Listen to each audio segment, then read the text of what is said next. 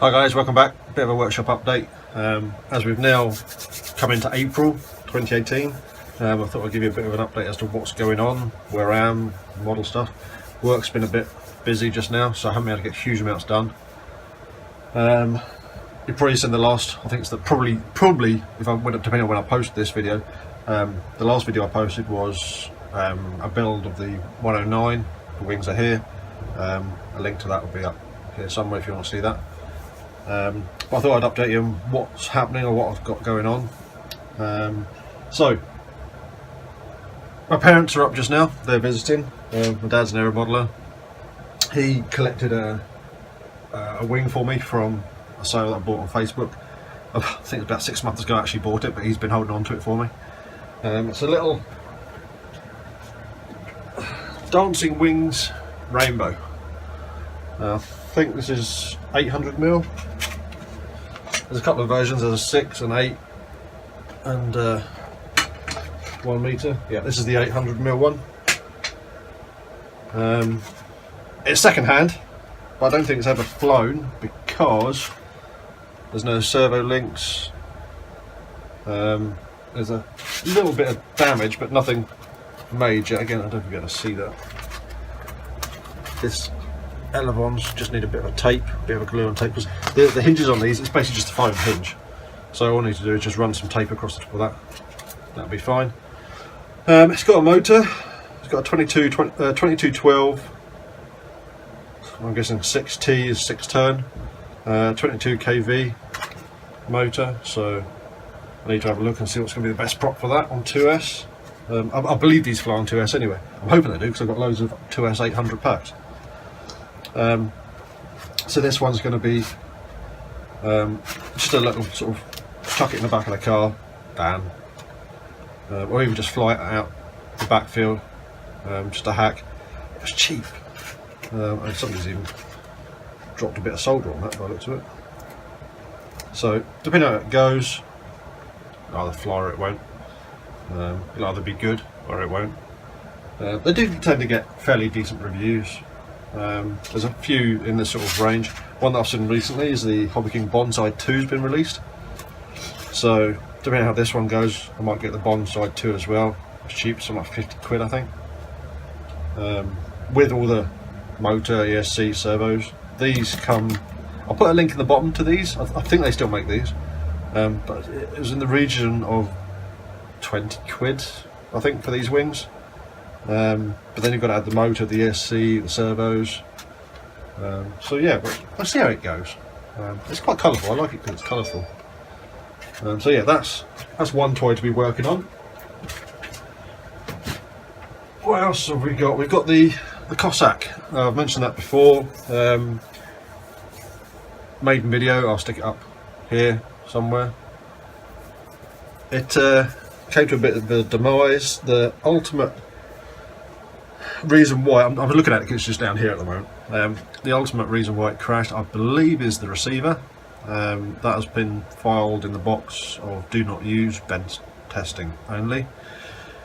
I think, all things considered, got away quite lightly with it. The wing is undamaged. You can see the wing there. The model hit about 45 degrees, nose down.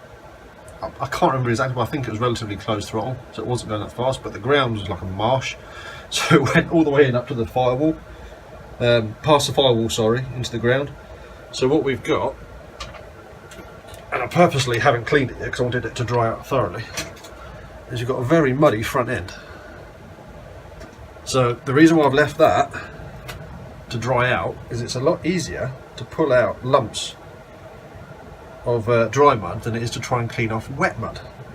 And when there's lumps of mud in the carb, it should be, I'm not actually going to do it just now, but it should be a lot easier to pull that out than wet bits. Now what we've got, the fuselage side, you can possibly see there, is split. It looks like in the design, my design, I designed this from scratch. Obviously use a lot of inspiration, but the parts are all designed by me. It's kind of a weak point, but it's only a weak point because of how it hit the ground, I think. All the load has been transferred from here all the way up, and it's found its weakest point where it could flex. So what I think's happened is it's got into the ground and flexed, tailed down that way a bit, and it's split all down here. So all I'm going to do is block it on the bench with that split open like that, fill it with epoxy, block it out again so it closes up, clean up all the excess epoxy, just keep it like that until it's dried. And obviously there's a few former joints inside that have popped as well. Again, I'm not too worried about them, but what I'll do is I'll just count them all up, run some super glue or epoxy around them, and it'll be good to go again. If I'm honest, as long as the engine's alright, that's a brand spanking new engine on the front of there. As long as the engine's alright, I'm not too worried, because in my mind this is effectively a prototype. I've got another 3 wood kits of these stashed away. I was contemplating just building a new airframe, because there are a few things I want to change anyway, but it's not that badly damaged. It'll probably take a couple of hours maximum, probably including drying time, to get this back in the air again. It'll probably take longer to clean up this mess at the front than it will to do anything else. Yeah, great big lumps of mud. See, there we go. That's just a lot easier to pull a lump like that out than it is to clean up wet mud. Excuse me. So yeah, that's that. That's on the cards to get done. What else have we got? We've got Ewan's Stiffy, which still hasn't flown yet with the new motor. So that's needing flown. The weather here, overnight again, overnight this morning we've had some more snow. It's not much, it's all turned to slush just now. But it's just been wet and horrible and haven't been able to get out flying. So that needs checked out. I need to check the orientation of the motor running, and I need to tape all the wiring down. I need to check the CG as well, because I think it's a slightly heavier motor, but nothing serious. Again, half an hour and it's ready to go. What else have we got? Oh yeah, Spitfire. You've seen there's, again, I'll try and put a link up here to the Spitfire build. That's sitting down here. I need to finish one thing and get on with that. I'm trying to do the 109 and the Spitfire build simultaneously, because they're both slope sawyers. I want to have them both ready for this year, so as and when we get a southwesterly that we can go and fly them in, then we're going to be ready to go. Again, I don't even see there's a Yak 55 in the corner. It's a 30cc size Yak. I'm literally waiting on getting a new prop. This is the prop that came with it. Second hand, it was a bargain. I didn't need it, but it was a bargain, so I bought it. Cheers, Martin. But the only thing I can find wrong with it, really, yeah, it's well flown. I'm not going to argue. It's well flown, but it's still fully airworthy. Apart from this prop, nice carbon prop.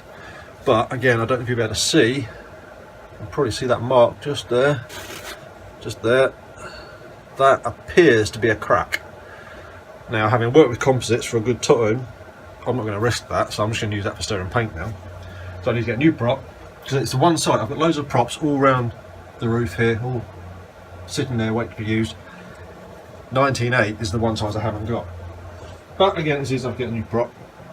So once that's done, I can get the cowling back on, check out the radio. The receiver's already in it.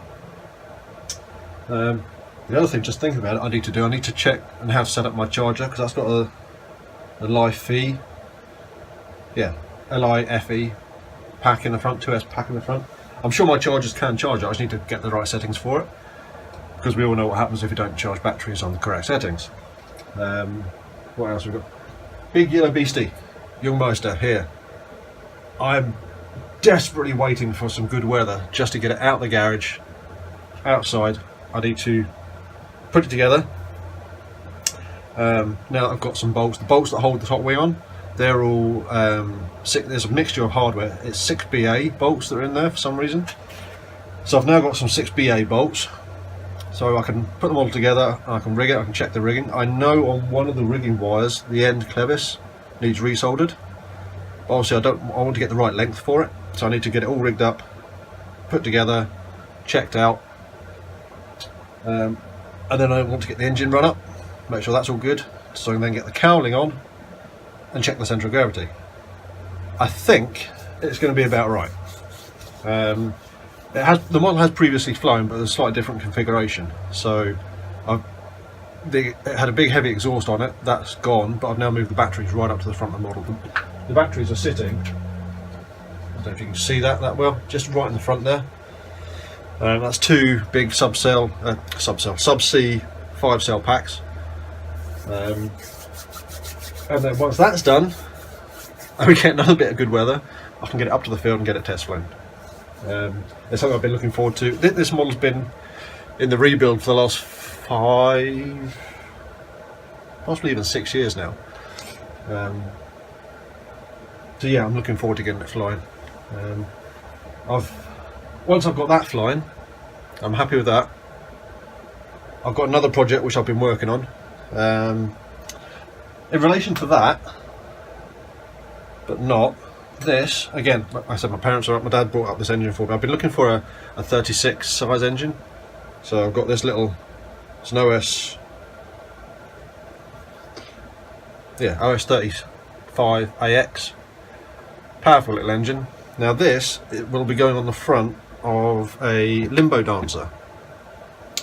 Limbo Dancer is a fun fly type model. Probably one of the first fun fly type models early on. I can remember seeing them fly like back in the 90s. Now the reason for that, I've got a kit up in the loft which I want to build for a Limbo Dancer, which that's for. The reason for building that, other than it's a great airplane to fly, is I want to test out and get my head around the Spectrum AS3X stabilisation gyro system. The reason for that is there's a model I want to build that I'm 99% sure is going to need some sort of stabilisation in it, because it's inherently unstable. It's going to be a big aeroplane. It's going to be 50%, i.e. half size.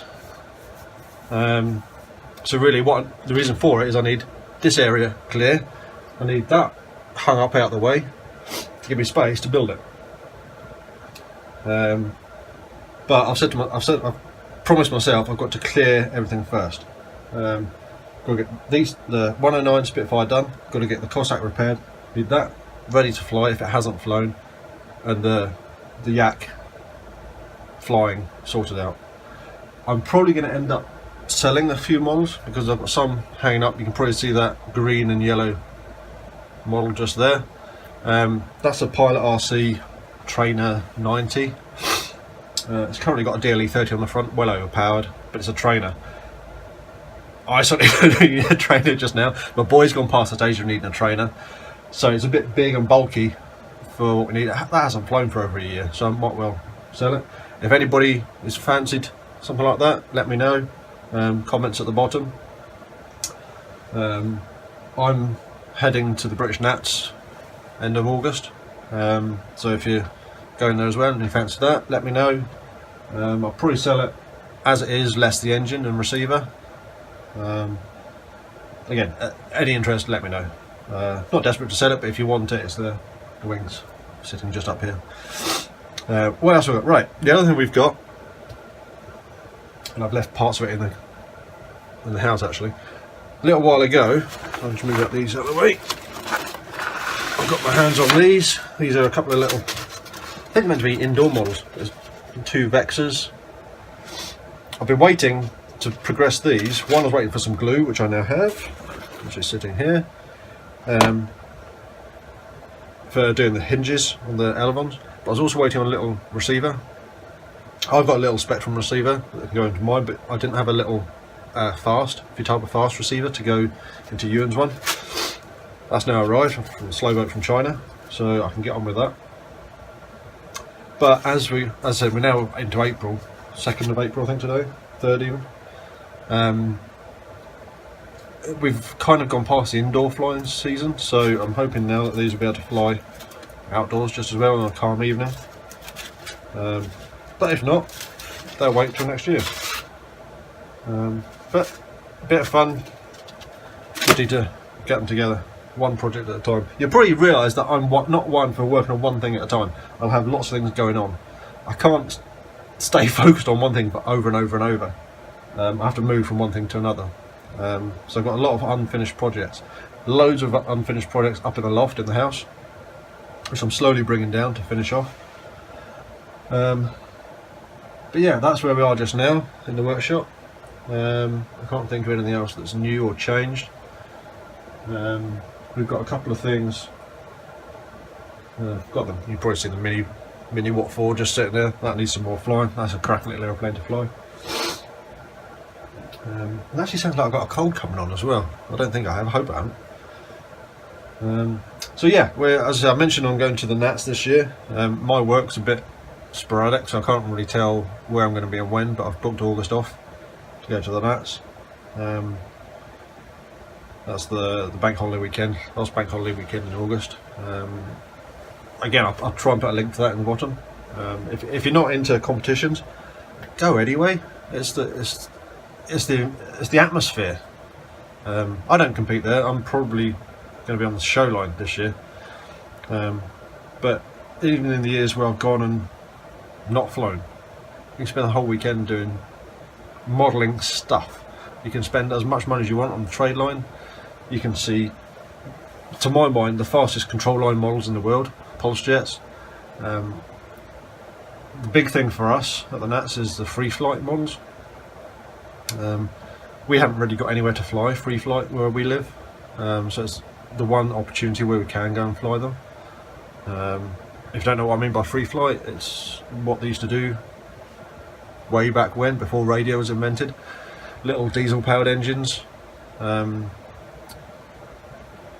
It's good fun. There's a lot of skill in trying to get them to fly how you want them to fly. Even Ewan, he's getting right into it. He's got his own free flight model. Well, he's got 2 free flight models. He can go and take an engine, start it, tune it, fly it, and he'll do that all evening, running all around the airfield, chasing after the aeroplanes. But again, if you search YouTube, you'll see lots of different videos. They call it free flight madness, because it can be quite chaotic, but it's damn good fun. If you haven't done something like that, give it a try. The models are easy to build, relatively cheap. So yeah, I highly recommend getting down to the Nats. I'm certainly looking forward to it. But in the meantime, I've got to get some other things built. The big model I've been talking about, that will hopefully be for next year's Nats or shows beforehand. There's something that a few other people have been speaking about, but haven't spoken about this particular model. So I'm hoping nobody builds it before I do. But yeah, that's where we are. That's what I'm doing.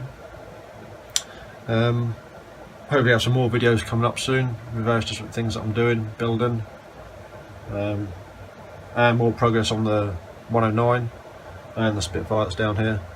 I might even do an update on this Cossack as and when I do the repair work on it. So probably I might be able to get it done today, the repair work anyway. Get it blocked up and glue in. But yeah, I shall come back to you soon with some more updates. Catch you later.